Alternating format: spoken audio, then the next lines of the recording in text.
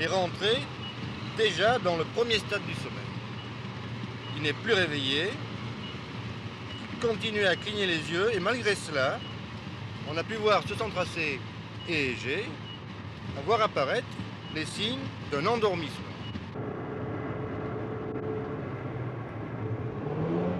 Allô, maintenant c'est tellement probant, hein, il faut absolument que vous arrêtiez.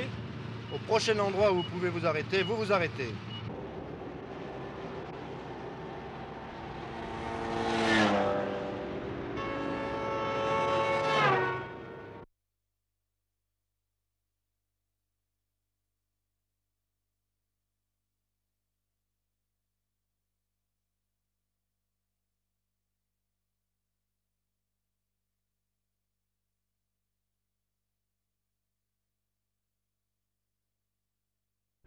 Grâce à ce micro-émetteur de la Sphena, on va recueillir le courant sur les électrodes que j'ai placées sur le corps, les transformer en ondes radioélectriques, et ces ondes vont partir de la voiture à laquelle je suis au volant pour aller en direction d'une autre voiture sur laquelle on va enregistrer tout cela. En quelque sorte, on fait ce qu'on appelle de la télémesure, un peu ce qui se passe à bord du Skylab où les astronautes sont suivis en permanence depuis le sol alors qu'ils sont en vol autour de la Terre. Le but de l'opération, je vous le rappelle, c'est de déceler dans des conditions réelles l'apparition du sommeil au volant d'une automobile, et ce, vous verrez, au bout de très peu de kilomètres. Voilà, c'est ici que tout ce qui vient de votre cerveau va être enregistré de votre corps. Tout est très important. Ici, vous avez le rythme cardiaque. Là, vos mouvements des yeux, horizontaux, droite-gauche, vous regardez ce qu'il y a autour de vous. Là, vous avez les clignements des yeux, signe de fatigue, bien sûr. Là, votre activité du cerveau, on veut savoir si votre cerveau est réveillé ou bien s'il dort.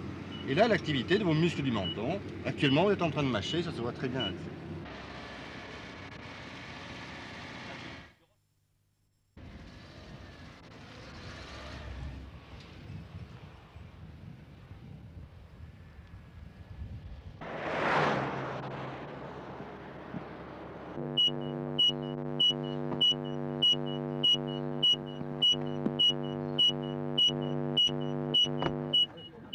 Au plus ça va, au plus notre conducteur est en train de cligner les yeux très fréquemment, ce qui est déjà un premier signe de fatigue.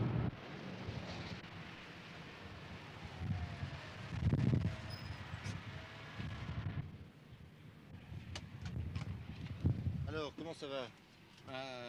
Un peu fatigué. Un peu fatigué, parce que pour nous c'est absolument évident hein, que vous avez non seulement beaucoup cligné des yeux, ce qui veut dire que vous n'avez pas vu la moitié du chemin, pratiquement, mais encore votre tracé a mis en évidence des endormissements.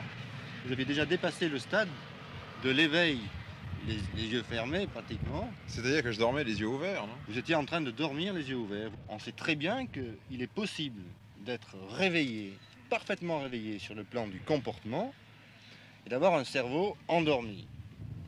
C'est donc une dissociation très importante qui peut donner le change aux personnes qui se trouvent dans la voiture, mais dont on s'aperçoit très rapidement, soit par l'observation, soit par exemple par les enregistrements comme nous venons de le faire, avec la grande quantité de clignements qui ont disparu lorsqu'on vous a appelé, par exemple.